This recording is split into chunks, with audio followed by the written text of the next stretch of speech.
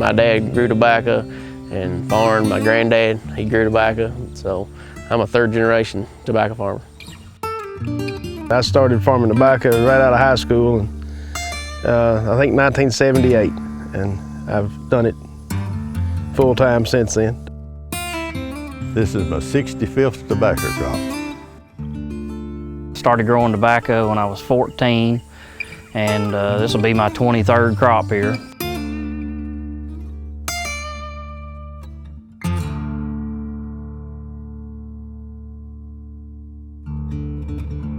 Conventional was, just the way that I grew up growing tobacco, but it just a lot of time consumption with it.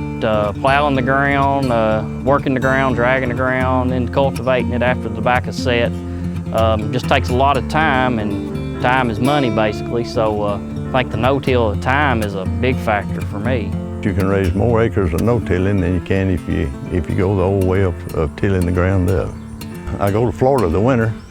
I can stay a month longer down there before I have to come home, because I don't have to come home and start plowing. I just come home just before it starts setting, and I burn the cover crop down. So it really makes my wife happy. The main reason I was attracted to no-till here is just because of the slope of the land where I grow crop. Comparing the yields of no-till and conventional, I've not seen any difference to speak of. We saw how much better things did. It felt like we cheated all year because we was working in these other crops all the time in the conventional tillage, and just kept driving by that field. No cultivation, no hoeing, so we fell in love with it. Our goal was to try to have it yield the same, and so when we saw it yielded better, we went whole hog the next year and bought a tobacco set of our own and never looked back. I started with 4 acres the first year. I had just as good a tobacco, and it rained that fall. I had it all cut down, didn't get any dirt on it. So the rest of where I'd tilled it, of course, the dirt beat up on it. So I had a better product when I went to market. So I set that first 4 acres, and I seen that was the way to go. The next year I bought my own setter, and last year and this year I've had 100 acres, both years that I no-tilled it all.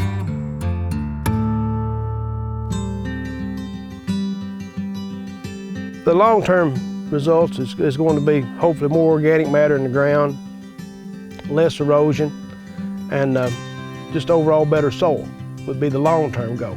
One of the key things that I've learned is having a good cover crop from the year before and a good bed to go into for the no-till. Once you get it set, it pretty much takes care of itself, unlike conventional tobacco.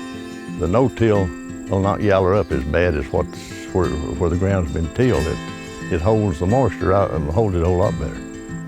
Once you get into cover crops, you'll say, well, I don't know why I wasn't doing this for years. Earthworms, you never saw an earthworm or a night crawler in these fields. You go to these fields now and you dig a hole anywhere. There's worms everywhere. The no-till it's better for the environment because you're not going to have the erosion. I mean, you're not going to put dirt in the creek. You'll have a little more money left because you're not going to have as much labor in the spring. When you're setting, you're going to save some money. My first year into it, really didn't do anything other than just set the stuff out and walk off from it.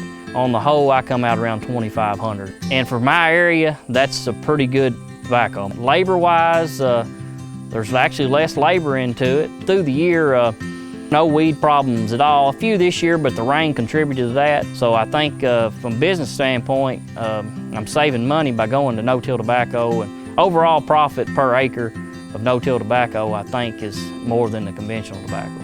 One of my friends, he's an older guy. For years, he was the tobacco guy around. He told me one time, he said, boy, I wish I was young again. He said, I'd love to be doing what you're doing here. He said, I always keep an open mind and try to do something different. And I've kind of tried to live by that. Being no-till, I kind of feel like a better caretaker of the land. I want to hand my property off to my son and daughter if they want to farm better shape than I got it. And I think no-till tobacco is a good step in that direction. I know everybody wants to take care of the environment. That's what soil conservation and fish and wildlife, that's what they're wanting, that's what they're preaching.